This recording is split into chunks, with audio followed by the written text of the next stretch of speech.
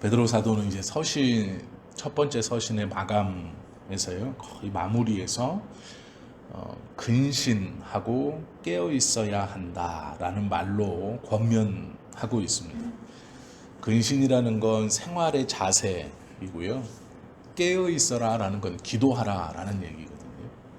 우리가 단순히 눈을 뜨고 앞을 보고 돌아다닌다, 우리는 이것을 깨어 있다라고 생각하고 눈을 감고 자리에 가만히 있는 것을 잔다라고 보통 표현을 하는데, 베드로는 그렇게 표현하지 않고요, 깨어 있는 것을 기도하는 것이라고 말하는데, 그 이유가 뭐냐면 깨어 있다는 상태를 마귀와 대적하는 상태를 깨어 있다라고 말하고, 마귀에게 유혹받을 가능성이 있는 상태를 잔다, 이렇게 표현하고 있습니다.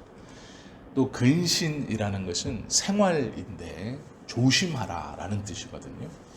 삶을 살아가면서 조심하는 것이 먼저이고, 또 깨어 있어 대적하고 기도하는 거지. 기도하는 것이 대적하는 것이기 때문에 깨어 있어라라고 말씀하는 것이죠. 조심하라는 것도 어떤 것에 조심하냐면 마귀에게 유혹당할 거리, 마귀에게 유혹받을 만한 일에 대한 조심입니다. 근신이라는 게 어떤 행동을 조심하라, 말을 조심하라, 생각을 조심하라 다 포함하는 거지만, 그 조심해야 하는 기준이 뭐냐면 마귀에게 유혹받을 만한 것, 그것에 행동, 생각 빠져있지 않기를 조심하라, 이렇게 권면하는 거예요. 왜 그러느냐, 성경의 기록은 마귀는 우는 사자처럼 삼킬 자를 찾고 있기 때문에 그렇다라는 것이죠. 디모데후서 4장 5절 말씀에 보면 바울은 이렇게 표현해요. 너는 모든 일에 근신하여, 살아가는 모든 일에 주의하여 돌아봐라. 너는 모든 일에 근신하여 고난을 받으며, 이 고난을 받는다는 얘기는 믿음을 가지고 세상을 거슬려 사는 모습 자체가 고난입니다. 내게 어떤 슬픈 일이 생기고, 내게 어떤 안 좋은 일이 생기고, 이것이 고난이 아니고요, 믿는 자가 세상을 살아가는 것, 세상은 이렇게 가고 있는 것인데 믿음을 가지고 이 세상을 이렇게 살아가는 것 자체가 고난이라고 표현하는 거예요. 믿는다라는 것 자체가 세상의 입장에서 봐서는 고난입니다. 세상을 맞대면하며 살아가기 때문이죠.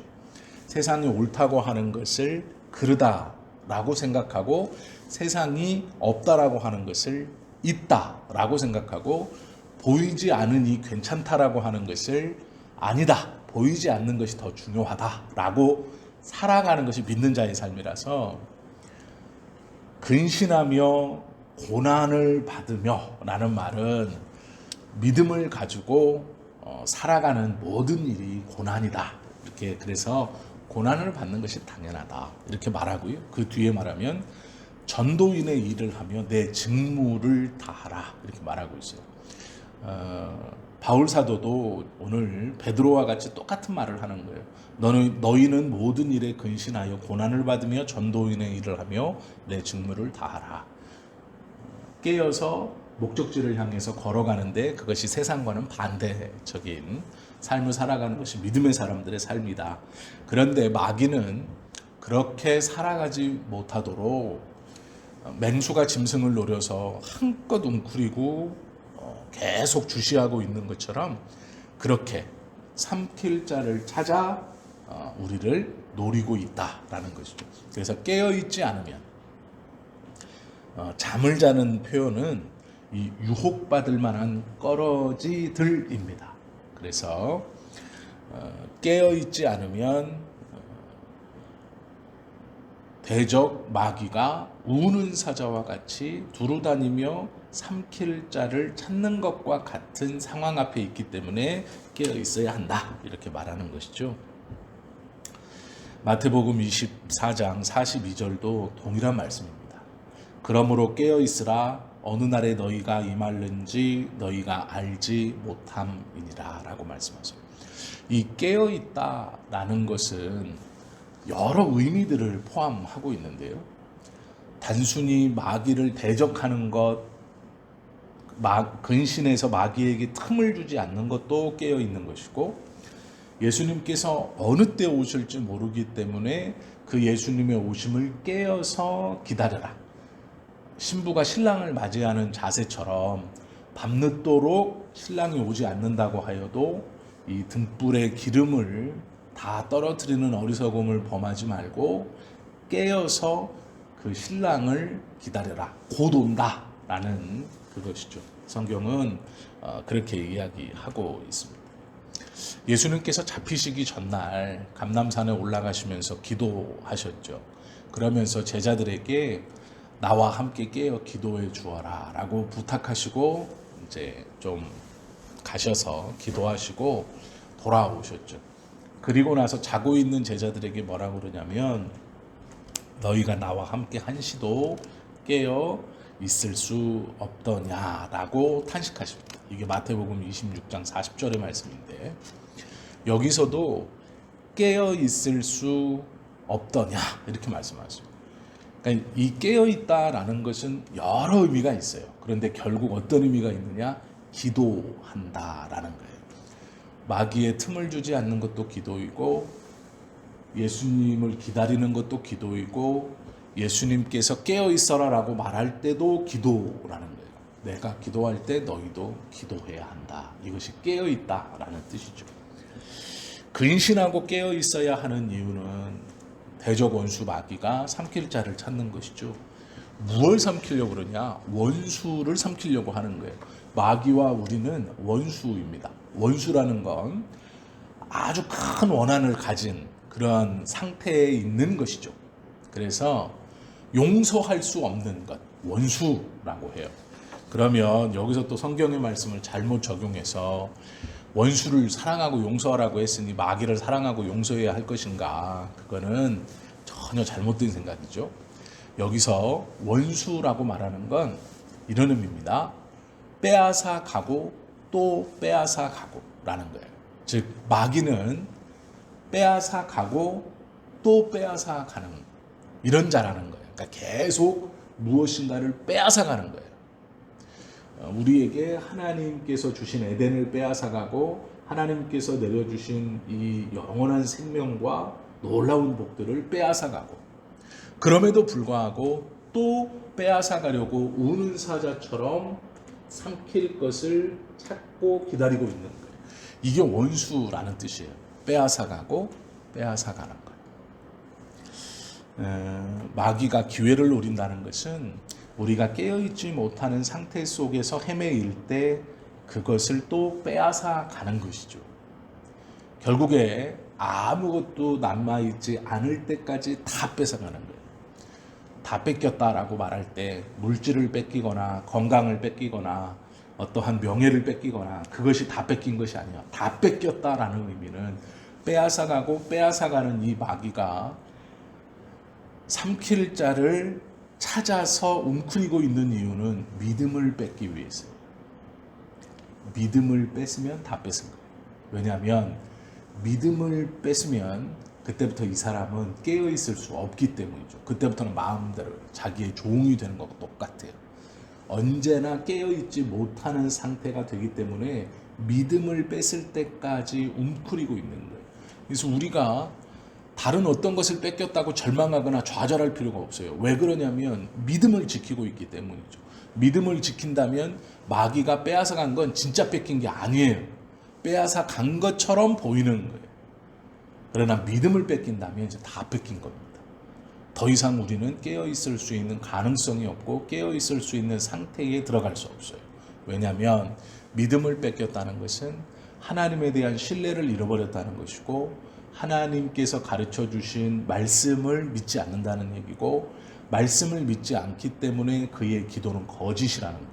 기도하는 모양이나 형태는 있을 수 있지만 말씀을 신뢰하지 않고 기도한다라는 것은 이미 잠을 자고 있는 상태고, 그건 웅크리고 나를 지켜볼 필요도 없는 상태예요.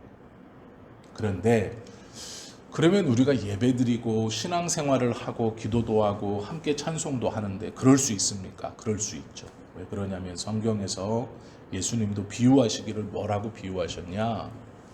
밭에 씨를 뿌리고 농부가 곡식을 키우게 하는데 알곡 때문에 가라지를 추수 때까지 그냥 두어라 이렇게 말씀하세요. 즉 가라지가 많이 있다는 거예요.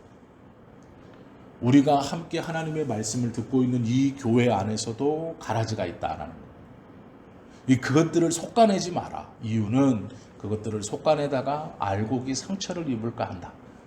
우리의 사명은 어디까지냐?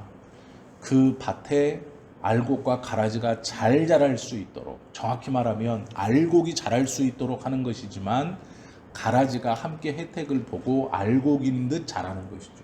그러나 추수날, 추수하시는 예수님이 와서 그걸 분리하세요. 양들 사이에 염소가 같이 있다, 놔두어라 라고 말하는 것이죠. 마귀는 우리가 정신 차리지 못할 때, 죄악의 눈을 고정시키고 있을 때, 즉 잠을 자고 있을 때 우리의 마음속에 악한 생각을 심는 것이죠. 요한복음 말씀에 보면 요한복음 13장에 이런 말씀이 있어요. 가룟 유다를 가리키면서 성경은 뭐라고 말하냐면 마귀가 벌써 시몬의 아들 가룟 유다의 마음에 예수를 팔 생각을 넣었다 이렇게 말해요. 지금 방금 내 마음이 그렇게 된 게 아니고 내가 깨어있지 못했던 그 시절에 모든 것을 뺏기 위해서, 즉 믿음을 뺏기 위해서 그 마음을 심어놓는 거예요. 이게 다 가져가는 게 아니에요 지금. 그래서 우리가 어떤 것을 뺏기고 잃어버렸다고 해도 그것은 뺏긴 것이 아니라고 하는 의미가 이런 의미입니다. 그것은 온전히 뺏어간 것도 아니에요. 문제는 내가 깨어있지 못한데 아무것도 뺏기지 않은 것처럼 보일 때가 더 문제예요. 그때 내 안에 무엇인가 심겨놓은 것이 있을 수도 있다는 것이죠. 그러면 왜 뺏어가지 않고 무엇인가를 심겨놓았는가? 가라지를 심겨놓듯이 왜 심겨놓았는가? 믿음을 뺏기 위해서. 그것을 뺏으면 다 뺏는 것이거든요. 믿음을 뺏기고 나머지를 다 갖고 있어도 아무 소용이 없어요. 결국 믿음이 빼앗기면 그 순간 알곡에서 가라지가 되는 것이고, 똑같이 기도하고 예배하고 찬송하고 신앙생활을 하지만 예수님께서 오시는 그날에 가라지가 될 거기 때문에 다 뺏는 것이죠. 그래서 믿음을 뺏으면 다 뺏는 거예요. 우리에게 잠을 자고 있는 순간 아무것도 빼앗긴 것이 없다, 내가 좀 괜찮았구나 라고 하는 그 순간 정말 잘 보셔야 돼요. 내 마음속에 무엇이 뿌려져 있는가? 불신앙이 어떠함이 뿌려져 있는가? 내가 하나님에 대해서 어떠한 생각, 어떠한 것, 내 기도가 어떻게 바뀌었는가? 그것에 대한, 하나님에 대한 의지가 어떻게 변화되었는가를 유심히 살펴봐야 돼요. 그래서 말씀으로 진단받고 그 말씀을 통해서 신앙을 계속 점검하고 잘못된 내 생각이나 내 관념이 어느 순간 자리 잡았다면 그것을 성경의 말씀으로 빨리빨리 털어내야 됩니다. 그래야 이 나도 모르게 내가 부지불식간에 내 마음에 심어놓았던 잘못된 것들을 털어낼 수 있는, 그렇지 않으면 알곡인 줄 알고 똑같이 예배하고 기도하고 가지만 결국 가라지, 믿음을 갖지 못하고 하는 겉모양의 행동, 경건의 모양은 있고 능력은 없는 그러한 삶이 될지도 모른다 라는 것이죠.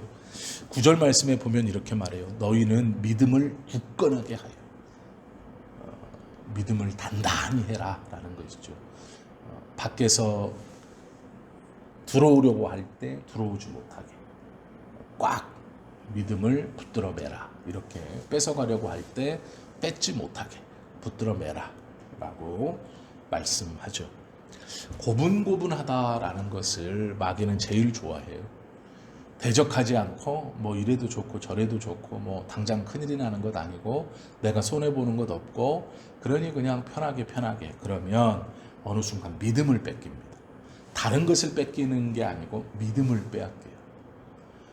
그러나 내가 이 믿음을 지켜가려고 노력할 때 혹여 다른 것을 뺏긴 것처럼 보일 수 있어요. 그건 뺏긴 게 아닙니다. 그것은 하나님께서 우리에게 있어야 할 것을 아시기 때문에 주시는 거예요. 다시 받으면 돼요. 더 좋은 것으로. 그것이 걱정되는 것이 아니고 정말로 중요한 건 믿음을 빼앗기는 것. 우리가 잠을 잔다라는 건 이 믿음을 빼앗길 틈을 보이는 거예요. 이러는 것을 굉장히 조심해야 합니다. 하나님의 말씀을 베드로는요, 성도들이 하나님 앞에서 어떻게 살아가야 하는 것을 이 베드로 전서에서 계속해서 권면해 주고 있습니다. 그러면서 이 베드로가 하는 권면은 신앙생활을 하고 있는 성도들에게 굉장히 중요하고 또 크게 신경 써야 하는 거예요.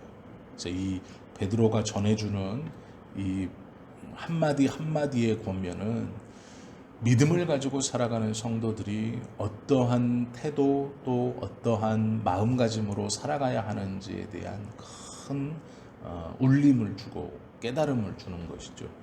깨어있는 것이 무엇인가, 왜 근신하라고 하는지, 또 마귀는 어떠한 것을 위해서 우리 주변에 움크리고 있는지, 또 깨어있다라는 것이 어떤 의미인지, 무엇을 잃어버렸을 때 모든 것을 잃어버린 것인지 성경은 그 얘기를 하고 있죠.